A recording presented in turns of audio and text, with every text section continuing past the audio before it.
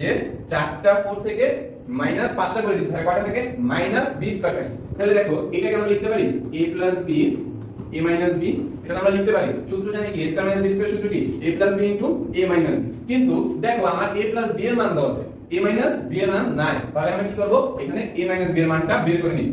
দেখো আমরা কি জানি না a প্লাস b এর মান কি জানি, প্রশ্ন মতে লিখে নাও, প্রশ্ন মতে a plus b is equal two কি জানি 12 জানি। এটা আমাকে কোশ্চেনে দেওয়া আছে যে যোগফল 12, আমরা তো একটা জানি a প্লাস b এর মান জানি, কিন্তু a মাইনাস b এর মান তো আমরা জানি না, তাহলে আমাকে বের করতে হবে কি a মাইনাস b বাই করতে হবে। ঠিক আছে, আমাকে a মাইনাস b বের করতে হবে।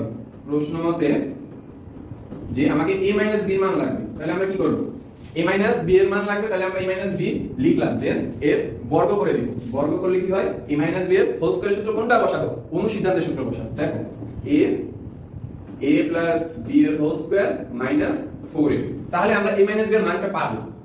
তাহলে a প্লাস b এর মান কত 12 এরপর স্কয়ার মাইনাস 4 ইনটু a এর মান কত পাইছি আমরা এই জায়গায় 32, তাহলে কি 144 মাইনাস 32 এর সাথে যদি 4 গুণে 8 আর 3 4 কত 12 128, তাহলে মাইনাস করলে কত হয় 144 128,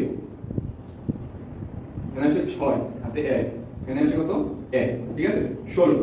ঠিক আছে, আমার a মাইনাস b এর মান কিন্তু এখনো আসে না, কি আছে a মাইনাস b এর হোল স্কয়ারের মান আছে। তাহলে আমরা যদি a মাইনাস b বের করতে চাই, তাহলে ভিডিও করতে করতে হঠাৎ করে দেখি ভিডিও কেটে গেছে। আমি তোমাদেরকে বুঝাইছি কিন্তু ভিডিও হয় না, সো আবার বুঝাই দিই। দেখো আমি কি করছি,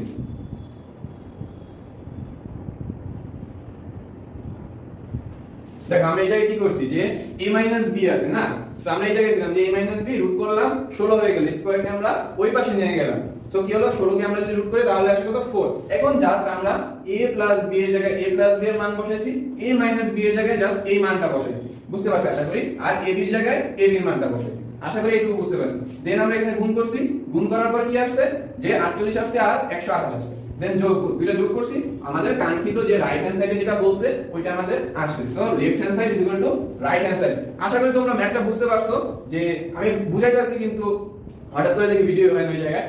সো আশা করি বুঝতে পারছো, এটা কি করছি জাস্ট স্কয়ারকে আমরা ওই পাশে নিয়ে রুট করে দিছি, 16 রুট করলে আসে 4, জাস্ট আমরা a প্লাস b এর জায়গায় a প্লাস b এর মান বসাইছি, a মাইনাস b এর জায়গায় a মাইনাস b এর মান বসাইছি, দেন আমরা ক্যালকুলেশন করে 167 রাইট হ্যান্ড সাইড প্রমাণ করছি। সো আজকের ভিডিও এই পর্যন্তই, আমরা 4.1 এর অনুশীলনী সকল ম্যাথ করে ফেললাম আজকের ভিডিওতে।